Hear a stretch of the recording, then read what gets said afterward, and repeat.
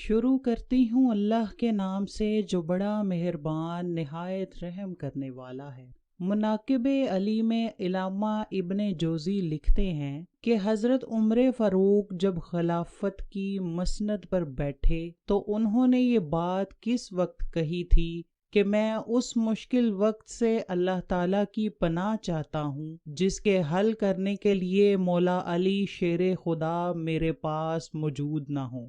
اس کے جواب میں علامہ صاحب خود ہی لکھتے ہیں کہ ایک دفعہ قیصر روم نے چند سوالات لکھ کر مسلمانوں کے خلیفہ حضرت عمر کے پاس بھیجے۔ سوالات ایسے تھے کہ جن کا جواب روم میں بھی کسی کے پاس نہ تھا۔ ان سوالات کا مقصد مسلمانوں کو شرمندہ کرنا تھا تاکہ مسلمان اپنے دین سے متنفر ہو جائیں۔ چنانچہ مسجد نبوی میں عظیم صحابیوں کی محفل جمی ہوئی تھی۔ قیصر روم کا قاصد آیا اور خط پڑھنا شروع کیا۔ خط کی تحریر کچھ یوں تھی کہ بادشاہ روم نے لکھا تھا کہ یہ خط ہے بادشاہ روم قیصر بنی الاصغر کا وقت کے خلیفہ حضرت عمر کی طرف کہ میں نے جو سوالات لکھے ہیں مجھے ان سب کے جوابات بتا دیجئے۔ نمبر 1، وہ کون سی چیز ہے جس کو خدا نے تخلیق نہیں کیا؟ نمبر 2، وہ کون سی چیز ہے جو خدا کے علم میں نہیں؟ نمبر 3، وہ کون سی چیز ہے جو اللہ تعالیٰ کے پاس نہیں؟ وہ کون سی چیز ہے جس کے سب بال ہی بال ہیں؟ وہ کون سی چیز ہے جس کا صرف منہ ہی منہ ہے؟ وہ کون سی چیز ہے جس کے صرف پاؤں ہی پاؤں ہیں؟ اور وہ کون سی چیز ہے جس کی صرف آنکھیں ہی آنکھیں ہیں؟ وہ کون سا بندہ ہے جس کا خاندان نہیں؟ وہ کون سی چیز ہے جو شکم مادر میں نہیں ہے؟ وہ کون سی بے جان چیز ہے جو سانس لے سکتی ہے؟ وہ کون سی بے جان چیز ہے جو سانس نہیں لے سکتی؟ ناقوس کی آواز کا معنی کیا ہے؟ وہ کون سی چیز ہے جس نے ایک مرتبہ پرواز کی؟ وہ کون سی چیز ہے جس پر صرف ایک بار سورج چمکا؟ وہ کون سا درخت ہے جس کے سایہ کو تیز رفتار سوار 100 سال دوڑ کر بھی عبور نہیں کر سکتا؟ وہ کون سا درخت ہے جو دھوپ اور پانی کا محتاج نہیں؟ دنیا میں اس کی مثال کیا ہے؟ جنت کے برتن جن میں مختلف قسم کے کھانے ہوتے ہیں، جنتی لوگ ایک دوسرے سے ملتے ہیں، دنیا میں اس کی مثال کس طرح کی ہے؟ جنت کے سیب سے حوریں برآمد ہوں گی لیکن ان میں ذرا بر کمی بھی واقع نہیں ہوگی۔ دنیا میں اس کی مثال کیا ہے؟ جنت کی چابیاں کیا ہیں؟ حضرت عمر نے خط پڑھتے ہی فرمایا کہ اس کا جواب تو صرف برادر رسول باب العلم حضرت علی دے سکتے ہیں۔ چنانچہ خط ان کی طرف بڑھا دیا گیا۔ حضرت علی رضی اللہ تعالی عنہ نے لکھا، بسم اللہ الرحمن الرحیم، ما بعد تیرا خط وصول ہوا۔ میں اپنے رب اور اپنے پیارے پیغمبر حضرت محمد صلی اللہ علیہ وآلہ وسلم کی برکت سے آپ کو ان سوالات کے جوابات دے رہا ہوں۔ وہ چیز جو مخلوق نہیں وہ خود خدا ہے کہ جس کو اللہ نے پیدا ہی نہیں کیا۔ وہ چیز جس کا اللہ تعالیٰ سے کوئی تعلق نہیں وہ یہ بات ہے کہ اللہ تعالیٰ کا فلاں بیٹا ہے، حالانکہ خدا واحد ہے۔ خدا نہ کسی کی اولاد ہے اور نہ خدا کی کوئی اولاد ہے۔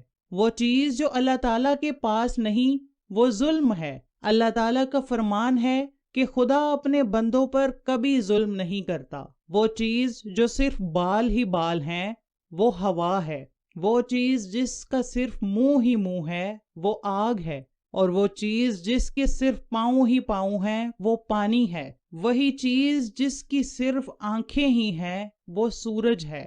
وہ شخص جس کا کوئی خاندان نہیں ہے وہ صرف حضرت آدم علیہ السلام ہے۔ وہ چیز جو شکم مادر میں نہیں رہی 5 یہ ہیں۔ نمبر 1، حضرت آدم علیہ السلام۔ نمبر 2، حوا۔ نمبر 3، حضرت اسماعیل علیہ السلام کی قربانی کا دمبا۔ نمبر 4، حضرت موسیٰ علیہ السلام کا عصا۔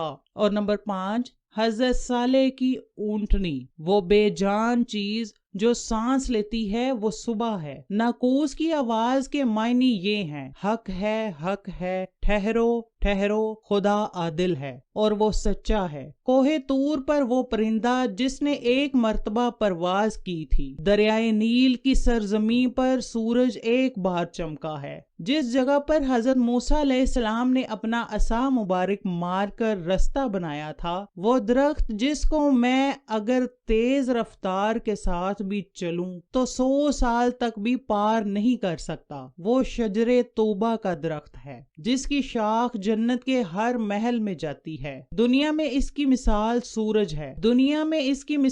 سورج ہے کہ جس کی گردن ہر گھر میں پہنچتی ہے اور تمام زمین اس کی روشنی سے روشن ہو جاتی ہے۔ وہ درخت جو پانی کے بغیر اگایا تھا، وہ درخت ہے جو حضرت یونس کے لیے اگایا گیا تھا۔ اللہ تعالیٰ نے ارشاد فرمایا، ہم اپنے پیارے حبیب کے لیے کدو کی بیل اگاتے ہیں۔ جنت کے برتن میں بے شمار قسم کے انعامات ہوں گے، وہ ایک دوسرے سے الگ الگ ہوں گے۔ ان کی مثال ہم دنیا میں مرغی کے انڈے کی لے سکتے ہیں کہ جس میں سفید اور زرد دونوں پانی شامل ہوتے ہیں، لیکن ایک دوسرے سے ملتے نہیں۔ جنت میں جو سیب عطا کیا جائے گا، اس سے حور برآمد ہوگی۔ اس کی مثال ایسے ہے جیسا کہ سیب سے کیڑا باہر نکلتا ہے، لیکن اس میں کمی واقع نہیں ہوتی۔ وہ چیز جو دنیا میں سب کے لیے برابر ہے، چاہے وہ مومن ہو یا کافر ہو، لیکن آخرت میں وہ صرف اور صرف مومن کو عطا کی جائے گی۔ وہ کھجور کا میوہ ہے جسے آخرت میں صرف مومن ہی کھا سکے گا، جبکہ دنیا میں اسے مومن اور کافر دونوں یکساں استعمال کر سکتے ہیں۔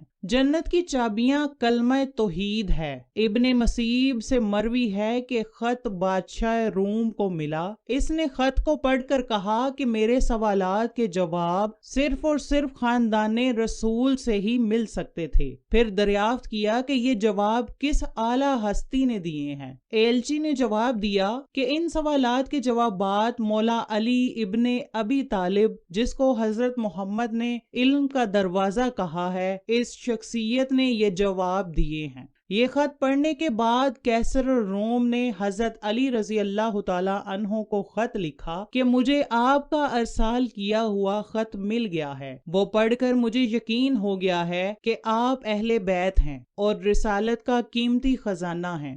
آپ ہی حقیقی شجاعت اور علم کے وارث ہیں۔ کیسر روم نے اپنے دوسرے خط میں لکھا کہ میری یہ خواہش ہے کہ آپ مجھے مذہب اور دین کی مزید معلومات بھیجیں۔ میں خاص طور پر روح کی وضاحت چاہتا ہوں، جس کا ذکر خدا تعالیٰ نے اپنی کتاب قرآن مجید میں کیا ہے۔ اے نبی، لوگ روح کے بارے میں تجھ سے پوچھتے ہیں، تم انہیں بتا دو کہ روح میرے پروردگار کا امر ہے۔ یہ روح کیا چیز ہے؟ مولا علی شیر خدا نے جواباً خط میں یہ لکھا کہ مابعد روح ایک نورانی نقطہ ہے اور ایک غیر مرئی مخلوق ہے جس کو اللہ نے اپنی قدرت کاملہ سے پیدا فرمایا ہے اور اپنے خاص خزانہ سے نکال کر اپنی ملکیت میں رکھا ہوا ہے، اور یہی روح ہی اصل میں ہر چیز کا سبب زندگی ہے، اور ہر ذی روح جاندار کے پاس ایک وقت مقررہ تک امانت ہے۔ جب اس کی مدت مکمل ہو جاتی ہے تو خدا اسے واپس اپنے پاس بلا لیتا ہے۔